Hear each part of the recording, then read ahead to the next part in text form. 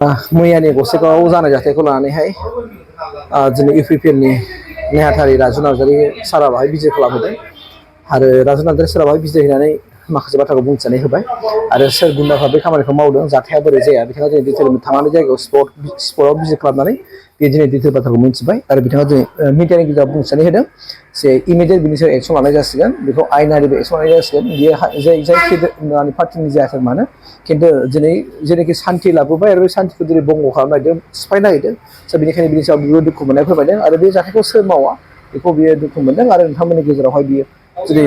बाथ्रा बुंनाय भिडिअखौ आरो नोंथांमोननि गेजेराव होना होनोसै। दुखु गोनां जाथाय जानानै थांबाय गसाइगाव टाउनावहाय जोंनि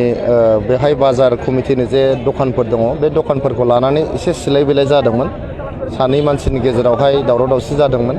बेखौहाय बोस्रांनो थाखाय टाउन कमिटिनि मासिगिरि आरो लेङाइ मासिगिरि बिथांमोना थांदोंमोन थांनायावहाय बिथांखौ एसे नारखां नारसि खालामनायावहाय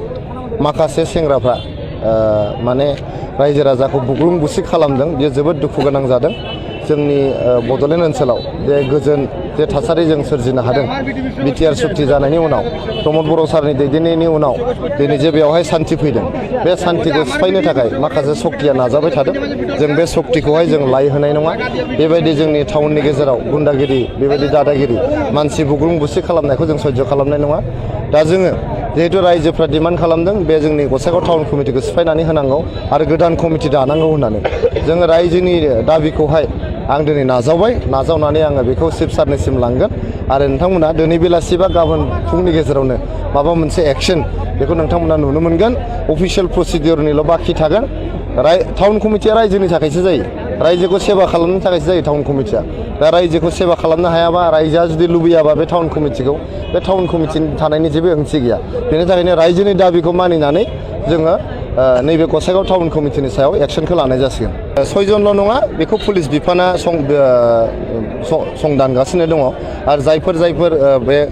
जोंनि गुन्दाफ्रा बेवहाय जड़ित जानानै दङ जायफोर लाइमोनफ्रा बुग्लुं बुसियाव जड़ित जानानै दं गासैखौबो जोंनि आयेननि आवथायाव लाबोनानै बिथांमोना उचित जाहाथे सास्ति मोनो बेखौनो जों नाजागासिनो दङ आरो रायजो राजाफोरखौ आङो खावलायनो लुबैदों जाहाथे बिथांमोना गोजोनखौ लाखियो जाहाथे दावराव दावसि खालामा गावसोरनि दखानफोरखौ खुलिनानै मोजाङै मोजां जाहाथे फालांगिखौ खालामो बेखौनो आं खावलायदों